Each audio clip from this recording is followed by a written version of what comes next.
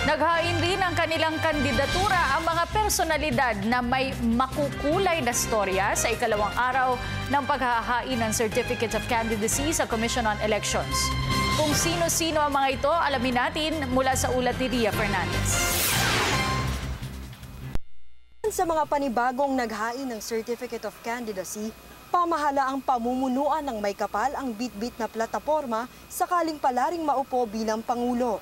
Isang divine government umano ang ipatutupad ng presidential aspirant na si Alfredo Tindugan kasama ang kanyang katambal na si Angelito Baluga. Ang aking sinusulong na divine government, hindi lang sa Pilipinas ito. Ito yung naantay sa publiko. Dito lang manggagaling sapagkat ang bansa natin sa hindi yung nararaman. Ito ang bansang pinilit ng makapangyarihan Diyos. Dahil tayo mga Pilipino makalis tayo. Naniniwala naman si Romeo John Igonia na isa siyang sugo para pamunuan ang bansa. Si Jonah po, wala po siyang magawa kundi sumunod sa Diyos, sa utos niya. Ganon din po ang nangyari sa akin.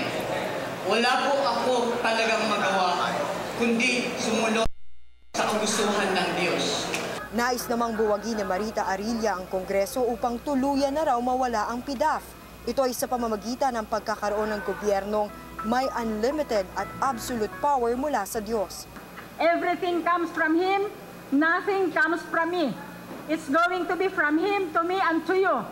There is no more legislation. You know, this is the answer of PDAF. Marami pang kandidatong may makukulay na istorya. Iginiit ng Commission on Elections na ministerial duty nilang tanggapin ang COC ng sinuman. Sabi ng batas, literal, kahit sino pwedeng maghain ng COC, kahit hindi pa siya qualified. Pero hindi naman yung paghahain ng COC ang nagiging determination or ang nagiging punto para sa desisyon na masasama siya sa balota. Hindi po yun. Tanggap lang po yun. Tanggap na yung mga COC at na proseso na yan, na-evaluate at napag-aralan na. In some cases, magkakaroon pa ng hearing kung magtutuloy ang kandidatura ng isang taong nag-file, doon lamang madideklarang official candidates. Para sa Telebisyon ng Bayan, Ria Fernandez.